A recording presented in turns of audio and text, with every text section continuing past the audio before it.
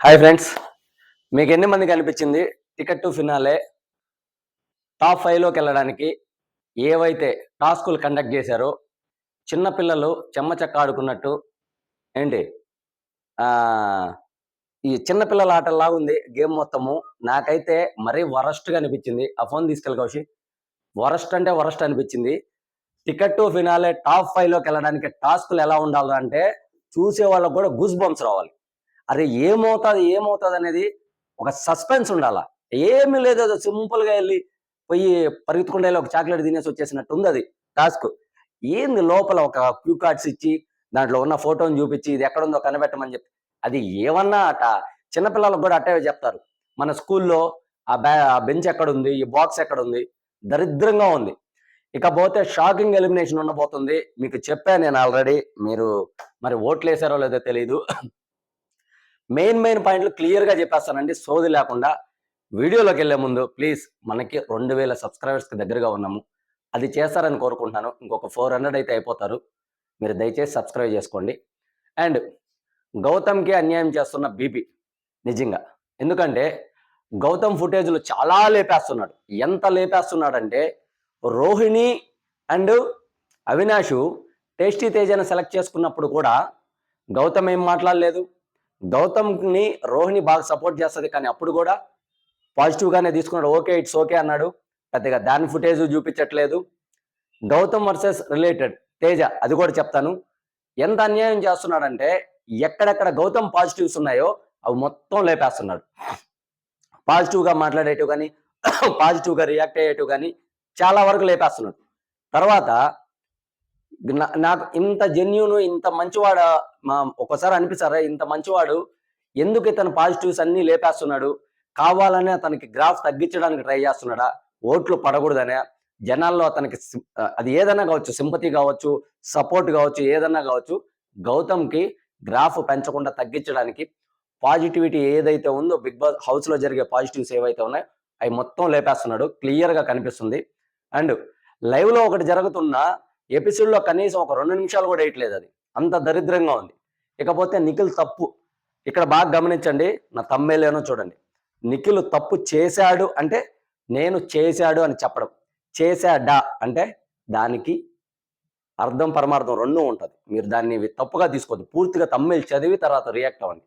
నిఖిల్ తప్పు చేశాడా అంటే క్వశ్చన్ మార్క్, చేశాడంటే అవును అని. ఓకే, ఇక్కడ చాలామంది సోషల్ మీడియాలో నిఖిల్ సేఫ్ ప్లే చేశాడు, తప్పు చేశాడు, పృథ్వీకి ఇవ్వలేదు, అది ఇవ్వలేదు అని చాలా చెప్పారు. నా వర్షన్ మాత్రం నేను చెప్తా, మిగతా వాళ్ళని తప్పు పట్టను. క్లియర్గా ఒకటి చెప్తానండి. సపోజ్ నిఖిల్ ఇప్పుడు పృథ్వీకి ఇచ్చుంటే ఏమంటారు? మీరందరూ అంటారు గ్రూప్ గేమ్ అని. ఓకే, గ్రూప్ గేమ్ ఆడుతున్నాడు, వాళ్ళ ఫ్రెండ్స్కి మాత్రమే ఇచ్చారని చెప్పి అదొక బ్లేమ్ వేస్తారు. నిఖిల్ పృథ్వీకి ఇచ్చినా తప్పే. పోనీ గౌతమ్కి ఇచ్చాడు అనుకో, సింపతి కోసం, ఓట్ల కోసం గౌతమ్కి ఇచ్చాడు అంటారు. అంటే 2 పక్కల కత్తుంది. ఏ పక్క పట్టుకున్నా నిఖిల్కి గుచ్చుకుంటుంది. అర్థమవుతుందా? తను ఏ పక్కున్నా నిఖిల్ని తప్పుగానే చూపిస్తారు. గౌతమ్కి ఇస్తేమో సింపతి కోసము, గౌతమ్ సింపతి కోసం అని చెప్పేసి గౌతమ్కి ఇచ్చాడని చెప్పి అలానో అంటారు. పృథ్వీకి ఇస్తే గ్రూప్ గేమ్ ఆడుతున్నాడని చెప్పి అలానో అంటారు. ఇంకెలా ఆడాలి స్వామి ఆయన?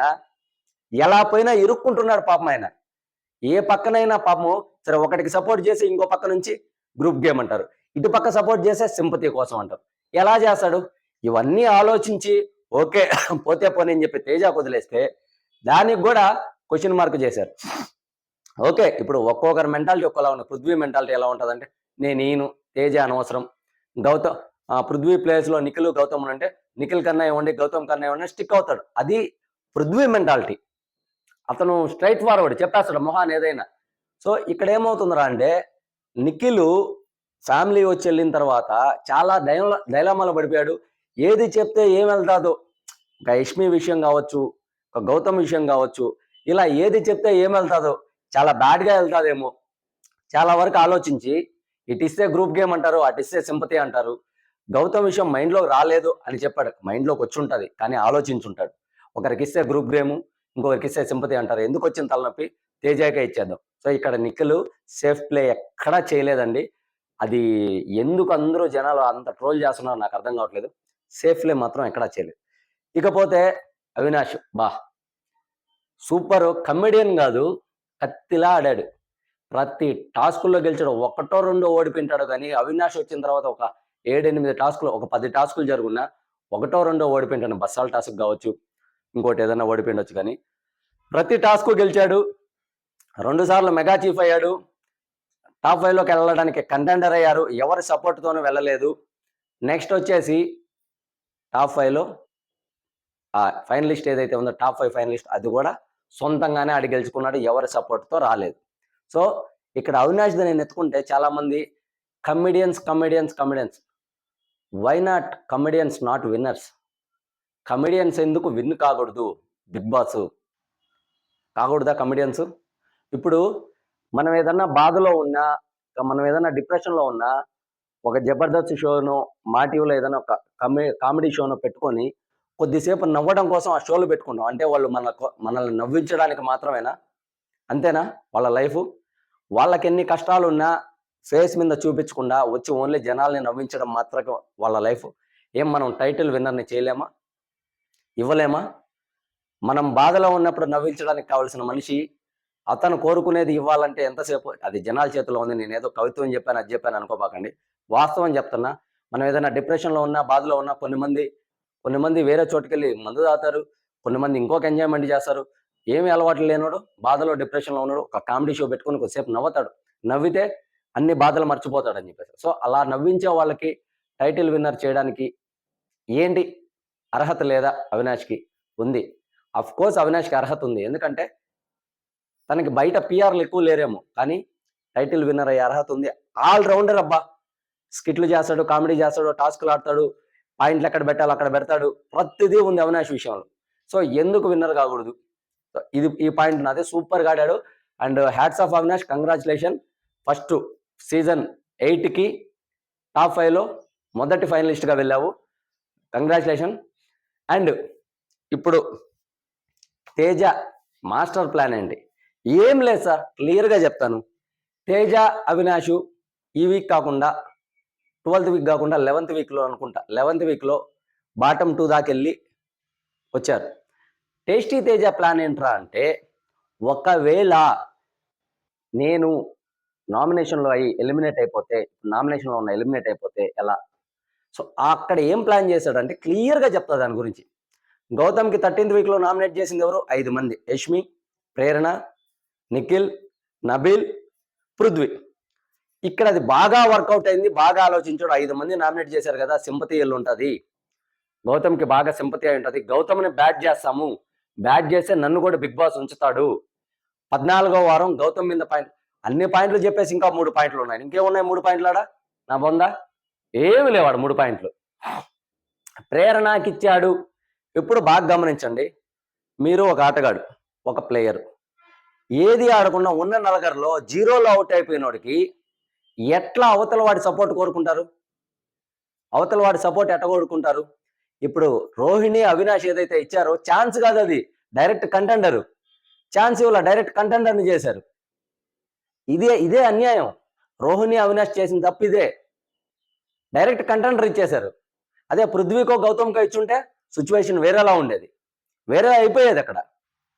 అందుకే ఇవ్వలేదు. పృథ్వీ స్ట్రాంగే, గౌతమ్ స్ట్రాంగే. వీళ్ళిద్దరికి ఎక్కడ దెబ్బ పడుతుంది అని చెప్పేసి తేజాన్ని తీసుకున్నారు. వాళ్ళ ప్లాన్ ఏంటి? వాళ్ళ ముగ్గురులో ఎవరో ఒకరు అయితే హ్యాపీ అని. ఆల్రెడీ ఒక నిఖిల్ ఉన్నాడు, స్ట్రాంగ్ పర్సన్. మళ్ళీ పృథ్వీనో గౌతమ్నో తీసుకుంటే ఎక్కువ స్ట్రాంగ్ అయిపోద్ది, మనకి ఇబ్బంది అవుతుంది, అవినాష్, రోహిణి ఎలిమినేట్ అయిపోతారు. సో ఇదే ఆలోచించి బాగా తేజాన్ని తీసుకున్నారు. తేజ ఆడలేడని. తేజకి అలా ఛాన్స్ కాదు ఇచ్చింది, డైరెక్ట్గా కంటెండర్ని చేశారు, 4th కంటెండర్ని. ఇది మరీ అన్యాయం. ఇవన్నీ ఆలోచించి టేస్టీ తేజ భలే మూవ్ చేశాడు ప్లాన్స్. గౌతమ్ని బ్యాట్ చేస్తే నేను ఉంటాను ఇక్కడ. సో నెక్స్ట్ వీక్ గౌతమ్ మీద పాయింట్లు ఉన్నాయి అని చెప్తే నన్ను ఇక్కడ ఉంచుతారు. 14th వీక్ గౌతమ్ని నామినేట్ చేయొచ్చు. ఇదే మాస్టర్ ప్లాన్, అంతే. గౌతమ్ అక్కడ ఏడ్చాడంటే, గౌతమ్ ఏడ్చిన దానికి కూడా వీళ్ళందరితో ఇది ఏడ్చే పాయింటే కదంటే, ఏడ్చాడు అంటే దానికి ఒక అర్థం ఉంది. అంతకుముందు 13 వారాలు, తర్వాత 1.5 year ఫ్రెండ్షిప్, తర్వాత 7 weeks, ఇంత తెలిసిన వ్యక్తి నా గురించి కళ్ళల్లో నీళ్ళు ఎందుకు వచ్చాయి? ఒక ఫ్రెండ్ ఇలా అన్నాడని చెప్పి బాధపడ్డాడే కానీ కనీసం అర్థం చేసుకోలేకపోయాడు. ఇక్కడ పాయింట్లు కరెక్ట్గా చెప్పాడు. 20 సంవత్సరాలు ఉన్నా సరే ఫ్రెండ్ అర్థం చేసుకోలేడు మనసులోటి. తల్లిదండ్రులు కూడా బిడ్డలందరి మనస్తత్వం అర్థం చేసుకోలేరు. క్లియర్‌గా చెప్పాడు. నేను కూడా ఇప్పుడు క్లియర్ చెప్తాను. మా పిల్లలు ఒకటి చదవాలనుకుంటే నేను ఒకటి చదువు అని చెప్తే, వాస్తవంగా నేను కూడా అర్థం చేసుకోకపోయినట్టే. సో, అలా నేను చెప్పేది ఏంట్రా అంటే, భలే మాస్టర్ ప్లాన్ ఏసాడు. హౌస్‌లో ఉండడానికి. ఆ పప్పులేం ఉడకవన్నా, బాయ్ బాయ్ తేజ అన్న. ఇంటికొచ్చేసా, బయటకొచ్చేసి అన్నీ చూసుకో నీకు బయట ఎలా ఉందో. సో, ఇప్పుడు షాకింగ్ ఎలిమినేషన్ అని చెప్పాను నేను. మాక్సిమం 99.9% పృథ్వీ, టేస్టీ తేజ బయటికెళ్ళిపోతారు. 100% చెప్పను. ఆ 1% తీసేస్తున్నాను. 99% పృథ్వీ, టేస్టీ తేజనే బయటికెళ్ళిపోతారు. దానికి కారణం కూడా చెప్తా. ఒకటి, పృథ్వీ విషయంలో విష్ణుప్రియ క్లియర్ చేసింది. ఏం లేదు కాబట్టి ముందు వీక్స్‌లో ఏమన్నా జరిగితే ఏమీ జరగదు. విష్ణుప్రియ పృథ్వీతో అసలు గొడవే పెట్టుకోదు. పోనీ గొడవ పెట్టుకుంటాదా అంటే ఉంచుతారు. ఏ గొడవ పెట్టుకున్న దానికి విష్ణుప్రియ పృథ్వీతో అసలు గొడవే పెట్టుకోదు. ఇప్పుడు సపోజు అదే విష్ణుప్రియ నువ్వు నన్ను ఇన్ని రోజులు అంటే యూజ్ చేసుకున్నావు అని గాని ఒక మాట అనుంటే ఇది పెద్ద గొడవ జరిగి ఈ 2 వీక్స్ అదే జరిగేది. దానికోసమైనా ఉంచేవాళ్ళు. కానీ విష్ణుప్రియ చాలా సింపుల్‌గా చెప్పింది. ఒకవేళ నేనేమన్నా హద్దు దాటి, లైన్ దాటి ఏదన్నా నిన్నేమన్నా అన్నా పట్టించుకోవద్దు. గేమ్ వరకు. గేమ్‌లో ఆడదామని చెప్పేసింది. సో, ఇక్కడ నాకు తెలిసినంత వరకు ఇంకా పృథ్వీకి, విష్ణుప్రియకి మాక్సిమం ఏం ఉండదు కాబట్టి పృథ్వీనే 99% ఎలిమినేట్ అయిపోతాడు. ఇకపోతే ఆ 1% నబీలా అనేది తెలీదు.